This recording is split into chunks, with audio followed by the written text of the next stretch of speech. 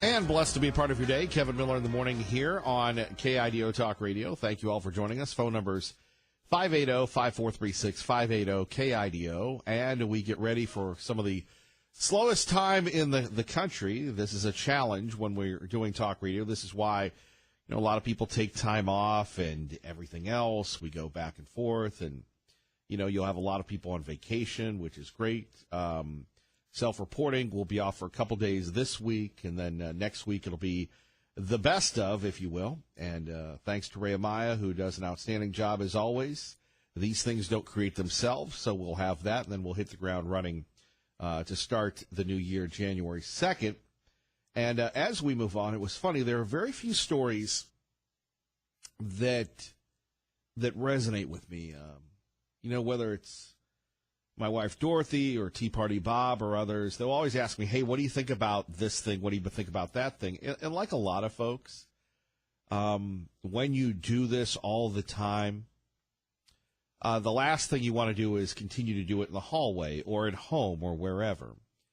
You watch Tucker Carlson, you watch Sean, you get ready for the program, you try to do your best to talk about the issues that matter to people here in the Treasure Valley. And, that's why people in the hallway, they always want to, and probably this is for you at work as well. They want to do the hallway show, because their life is involved with, the Backstreet Boys or, that Irish guy, Sheehan, or English guy, whatever his name is. And, that's their life. Or, Cowboy Billy Bob. And, those are great platforms and that sort of thing. But intellectually, these people are starving. And I tell them, well, to get your fix, you should listen to us here every morning. But there's a story coming out of Charlotte, North Carolina that really bothers me. In fact, so much, I was dreaming about it last night.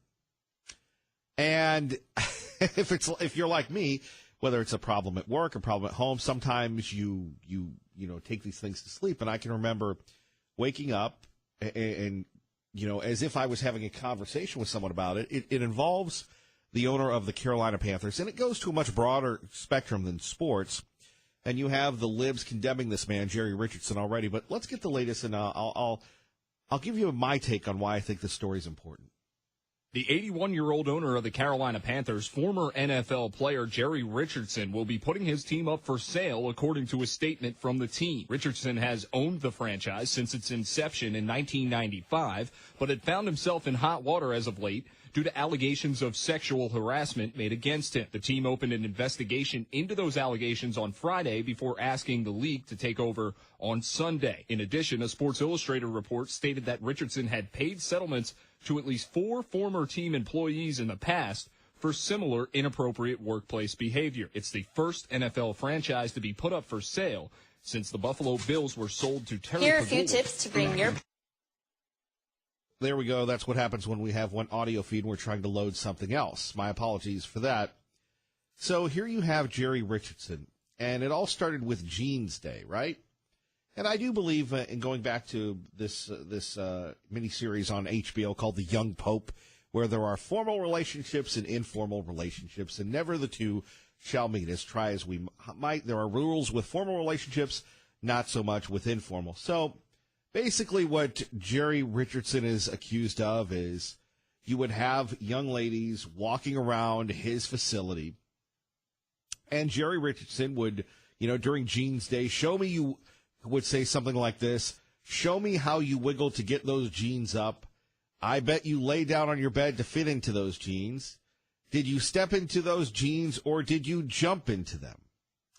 And apparently, Jerry Richardson, again, he's 81 years old. He's a Southern gentleman.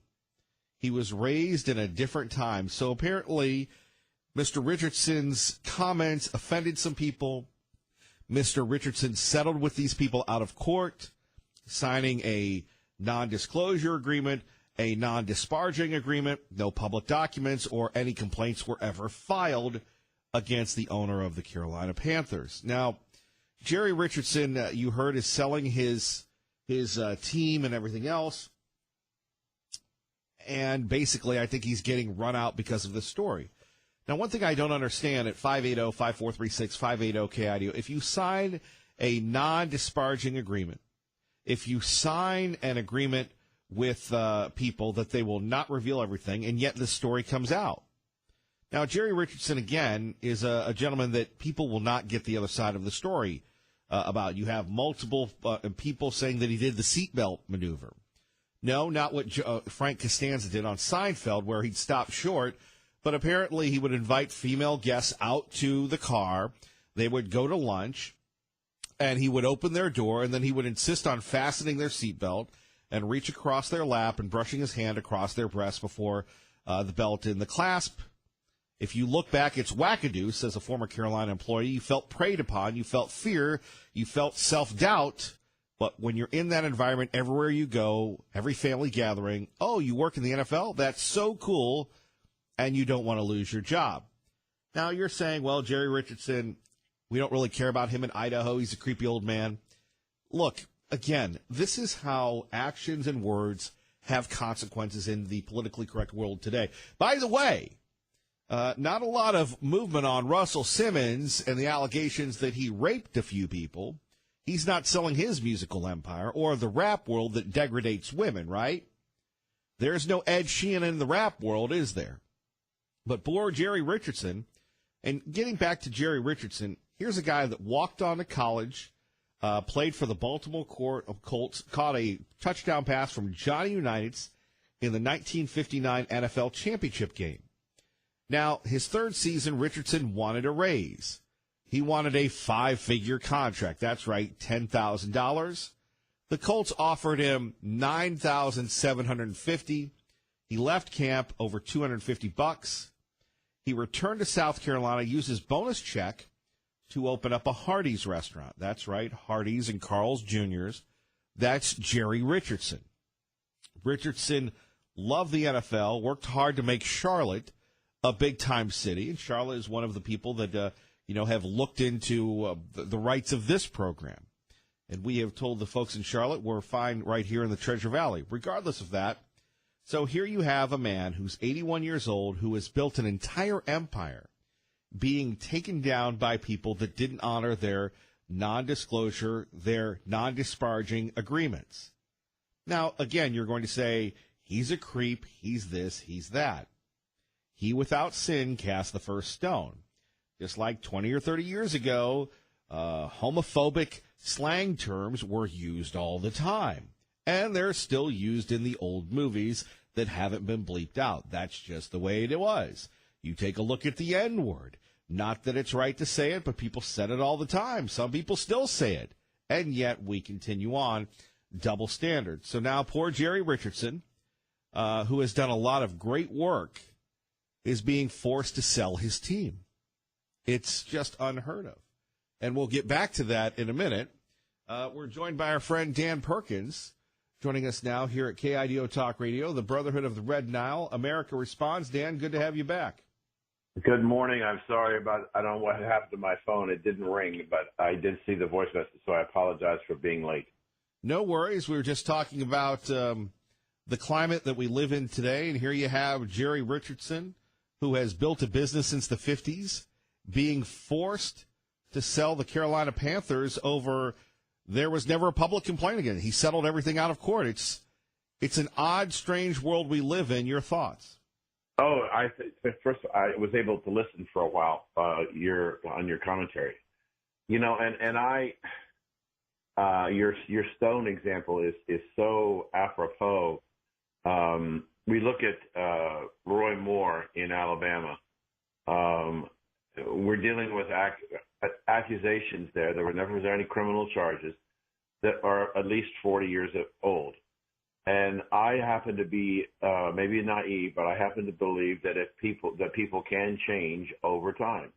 They can change their ways, and they can become more Christian and get rid of some of the bad things that they have in their personality or their style, the way they do business.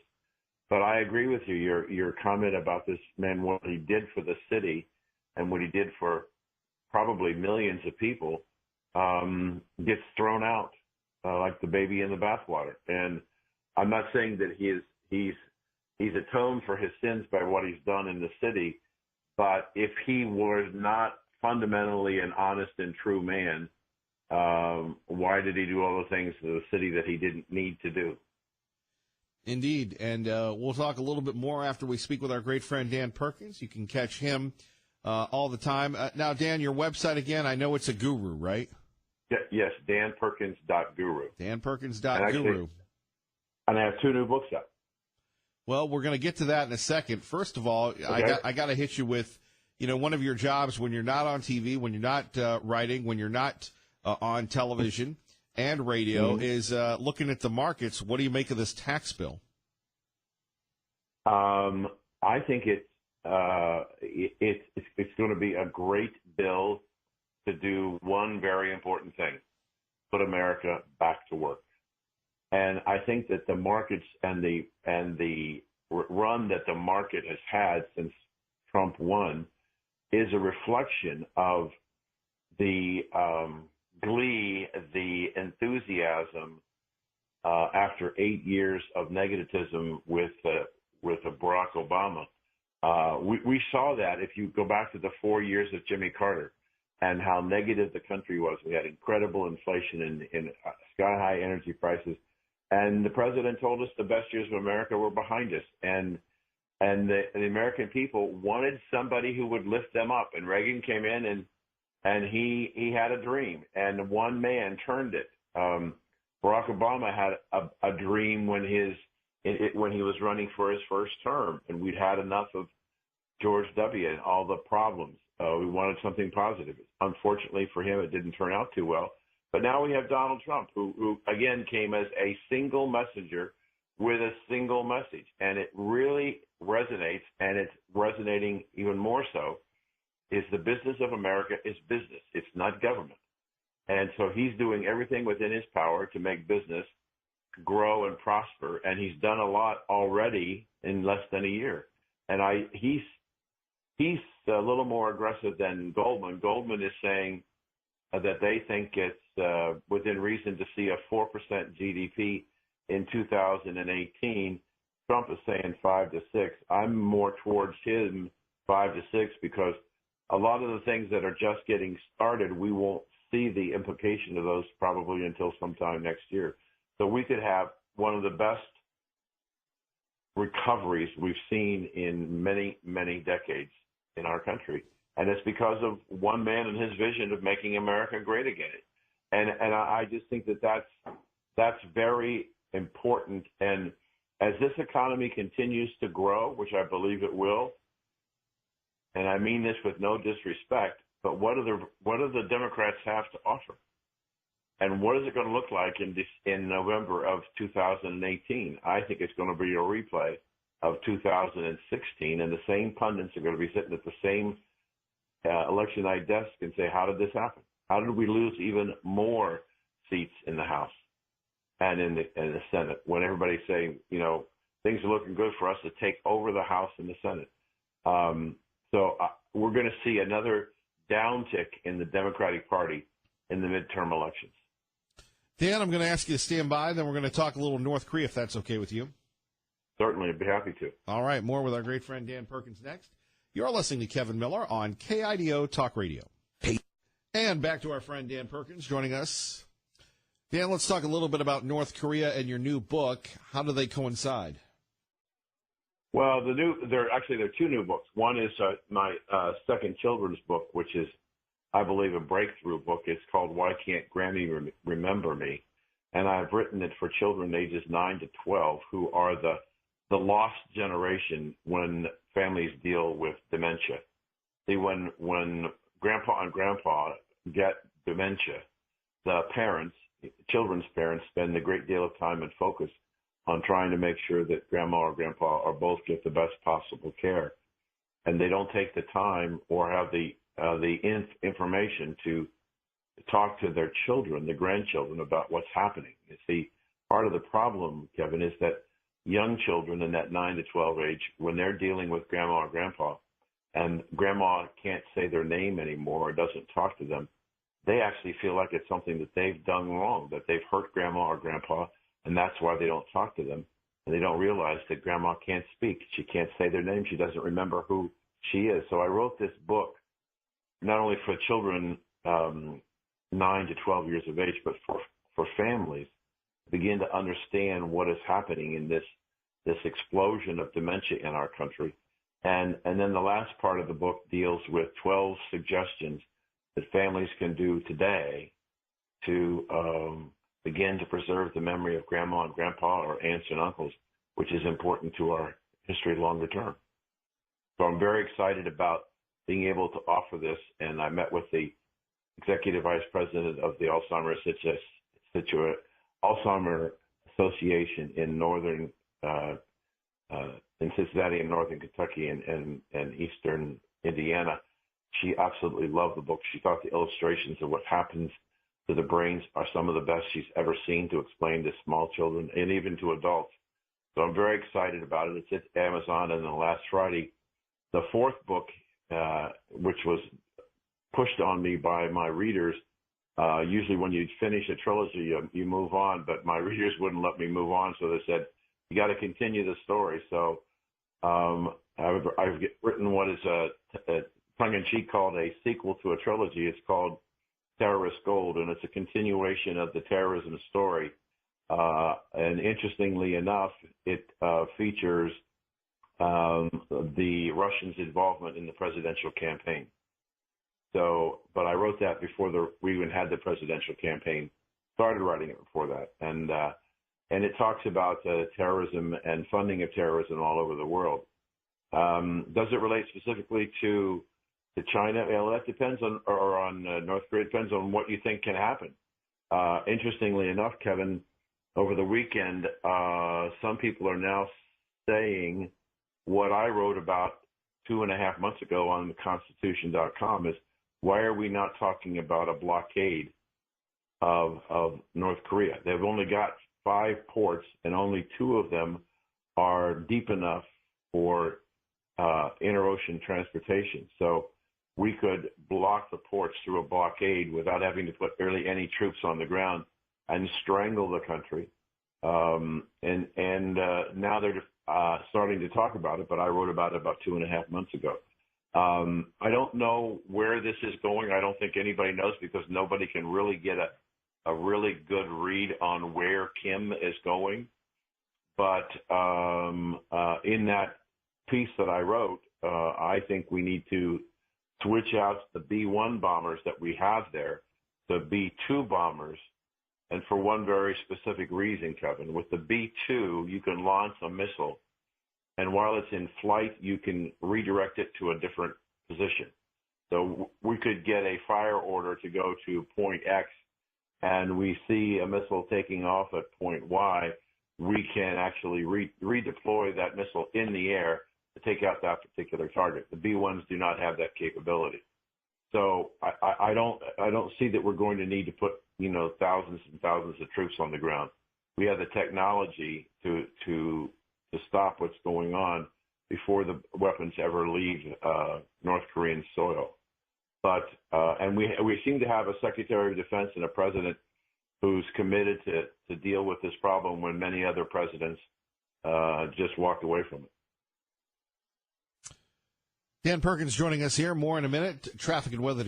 And back to Dan Perkins. So, Dan, what do you think is going to happen with North Korea here?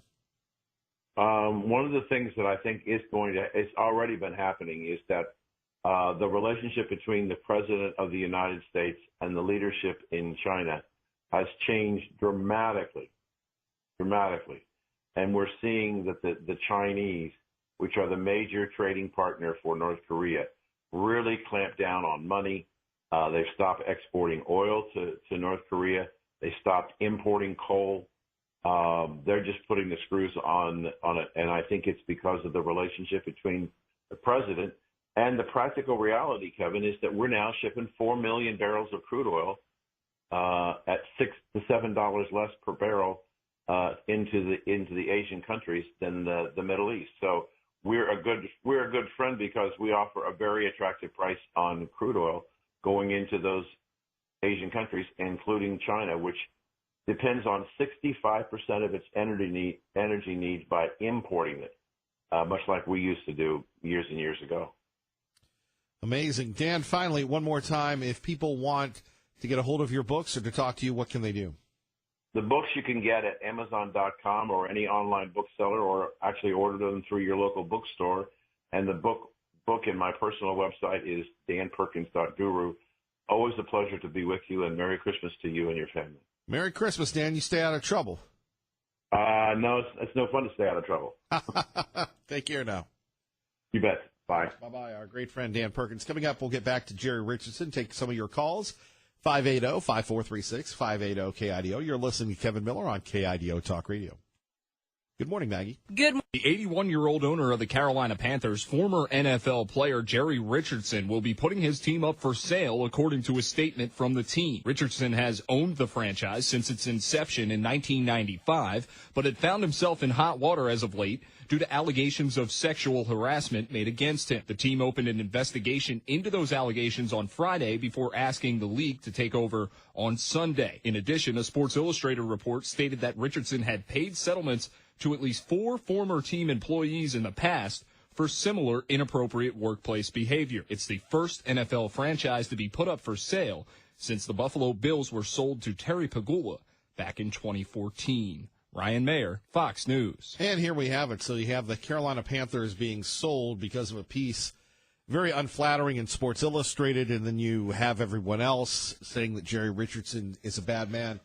By the way, back to this, if you're just tuning in, we were talking a little bit about this earlier, and then we had Dan Perkins call in, and, the key here is this.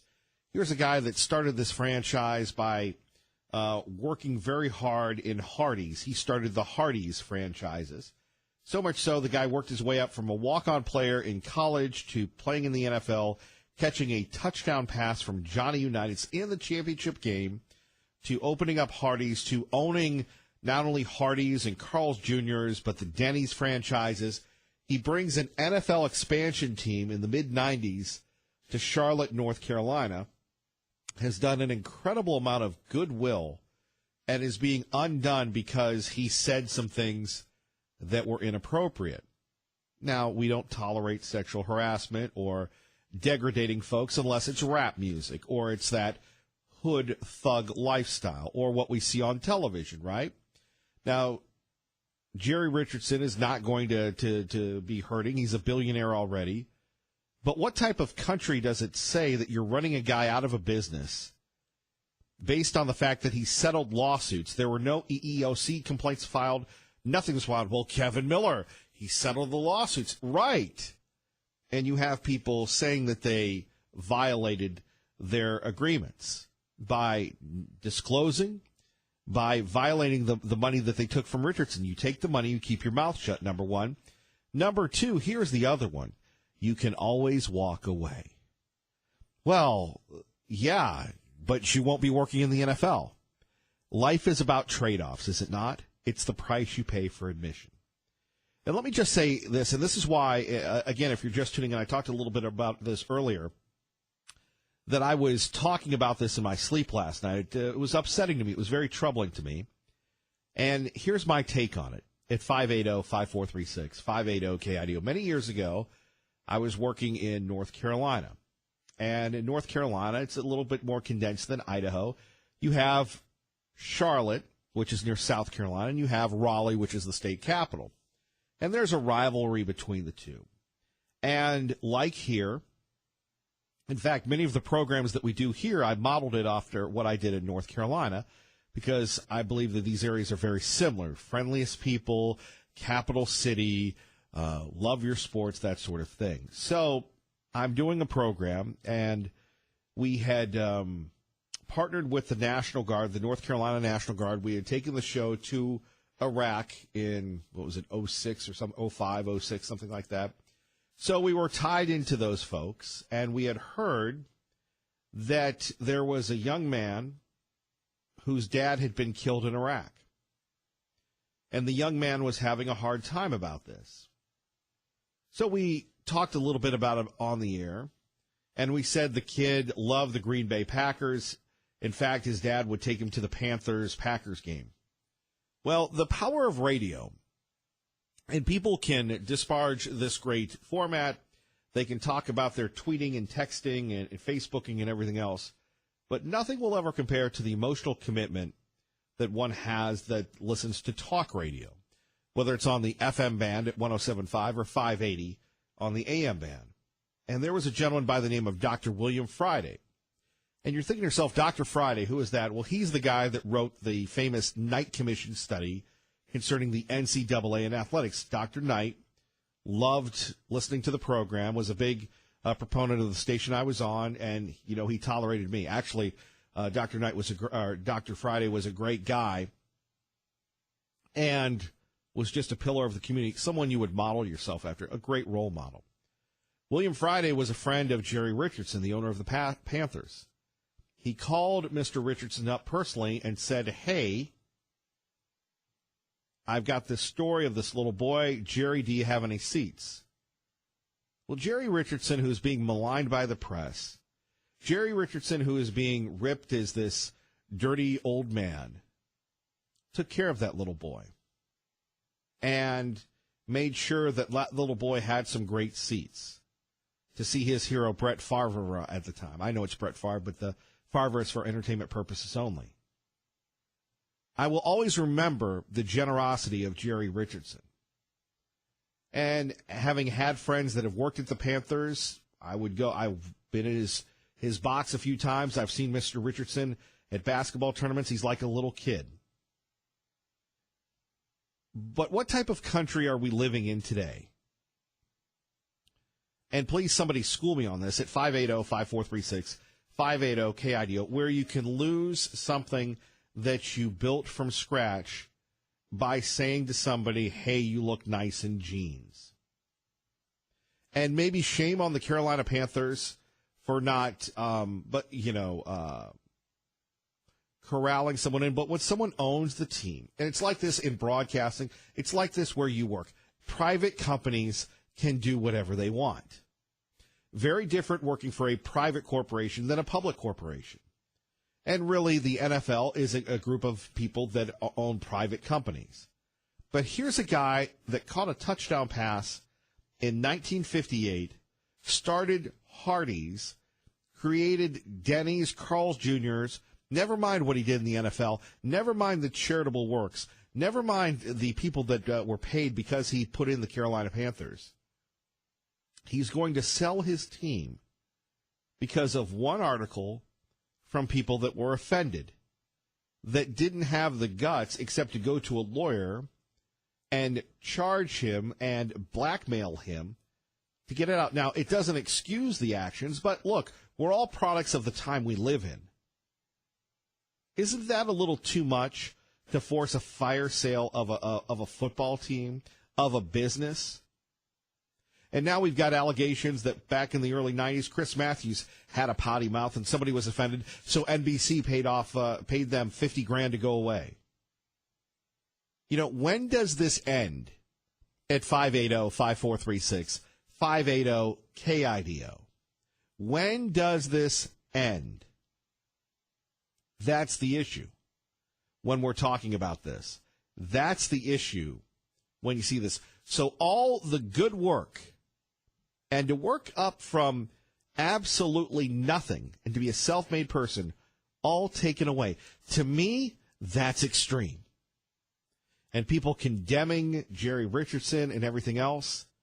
And I'm going, this guy helped a little boy. I don't see the correlation. Okay, stamp his meal card, no dessert. Take away a draft pick. But if it was so bad, where were the EEOC complaints? Where was everything? Oh, no, everybody settled out of court. So here's the other one. When you, in fact, settle out of court, you should honor that agreement, right? You should honor that agreement. To me, it's kind of crazy when you think about this, don't you? I mean, people say things in locker rooms. People say things in, mixed company. Go back to Orwell and the thought police. Is that the world we're living in? Is that the world you're comfortable in? And I love how the PC folks are going after Jerry Richardson for being a dirty old man. Now, how many of them have given to charity? How many of them have made a difference?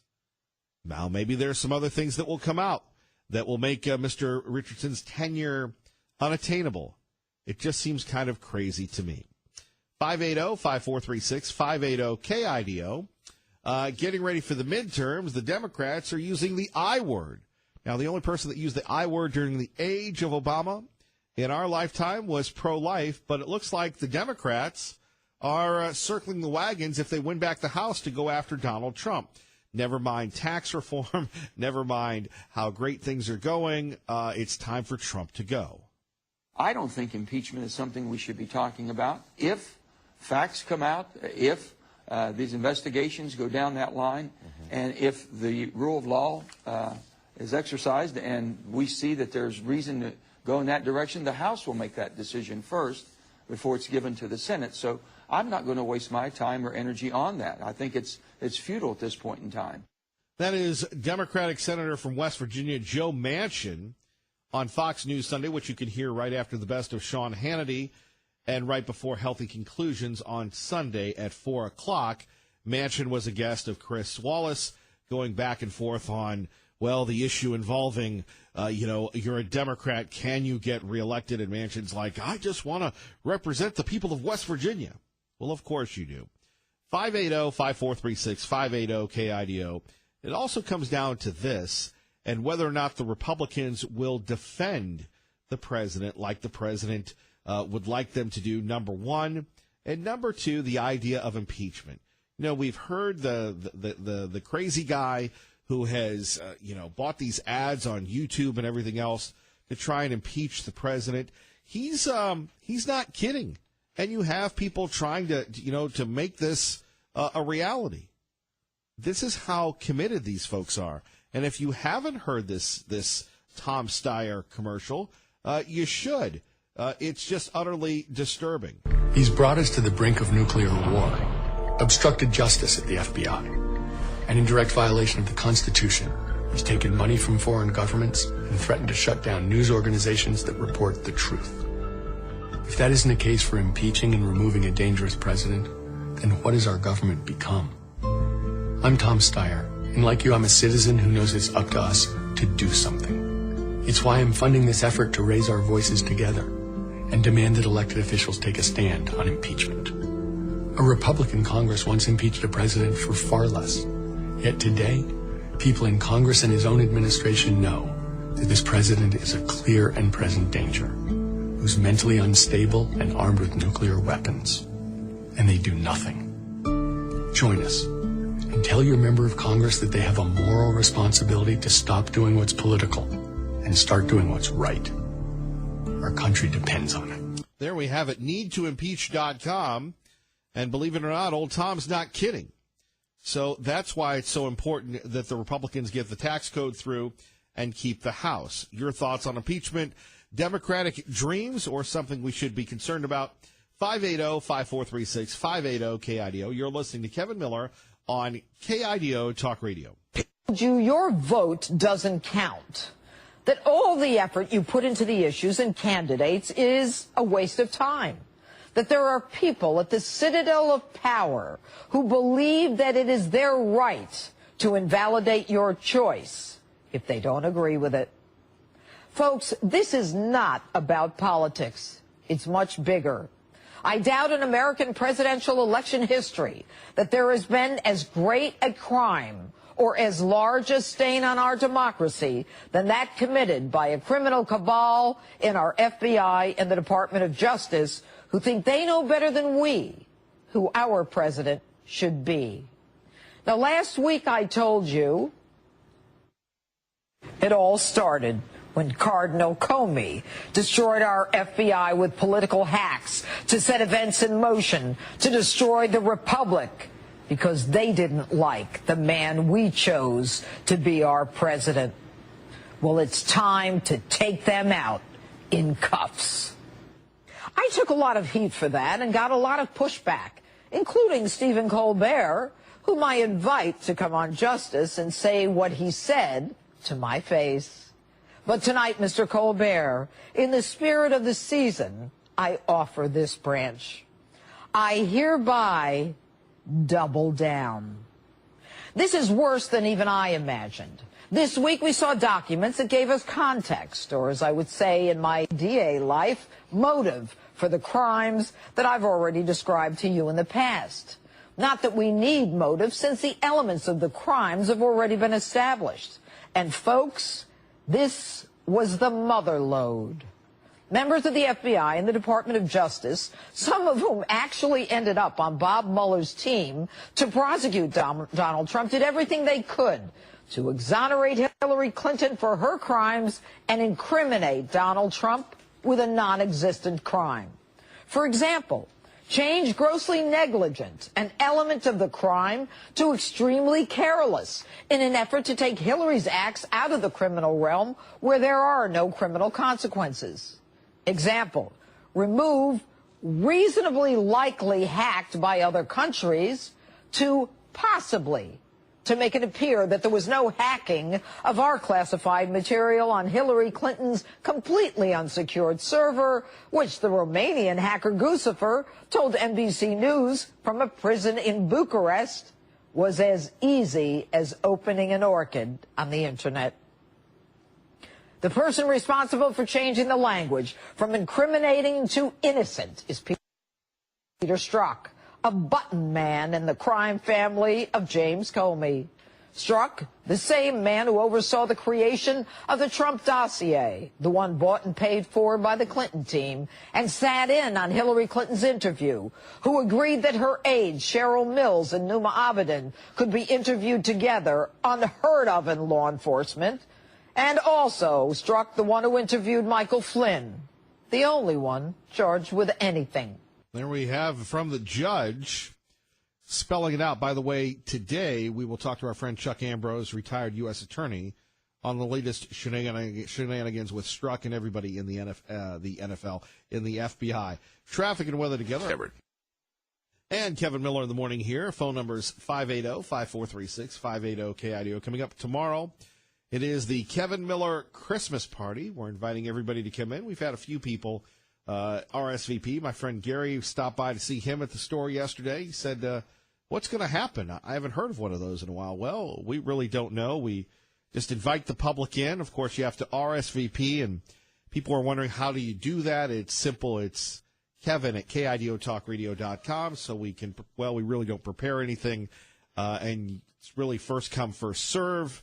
And, I'm a little apprehensive about this because the last time we had a Kevin Miller Christmas party here, we had people running amok in the broadcast center, and then I was put on, double secret probation for about 6 months. I had to be good Kevin Miller after everybody, again, got their desks pilfered. So we asked people just to stay in this area. If you've never been to a radio show or radio station, again, this is our thank you to you for supporting us. Met a lady this weekend at the Boise Rescue Mission Christmas banquet. She was a volunteer, and she goes, hey, I listen to such and such. And I go, well, what about us? Oh, I've never heard of you. And I said, well, we'd like to earn your vote. Give us a chance either at 107.5 FM or 580 AM. And like I said, this is a way that we thank people. You don't have anybody else in the Treasure Valley, and I would argue really in the country anymore, even if they did do that, does this type of thing. It's, again, a thank you to your support, and we ask you to continue to listen to this program throughout the many, many years that we hope to continue to justify our existence and earn a living. Again, that's tomorrow from 6 to 9. We will be in Meridian on Thursday. We will be opening the brand-new Cap Ed branch on Overland and Meridian Road. We're looking forward to that. It's going to be a great time. Hopefully you can come out and see us. A lot of big folks will be there. And we look forward to seeing everybody just down the road from our friends at Ed's 50s Cafe. Coming up, we'll take a look at the tax reform. Dave Petzel will break it down, the impact it's going to have on the markets. We'll find out whether he agrees with Dan Perkins and thinks that the GDP could get to 5%. Man, that's something. Pete from Mountain Home, hang on. We'll get to you about the Garden City lady stopping the intruder with the gun. That story, by the way, is available at KIDOTalkRadio.com. 35, but it's going to be warm. Listen here for Larry Gebbert's forecast next from Channel 7. Good morning.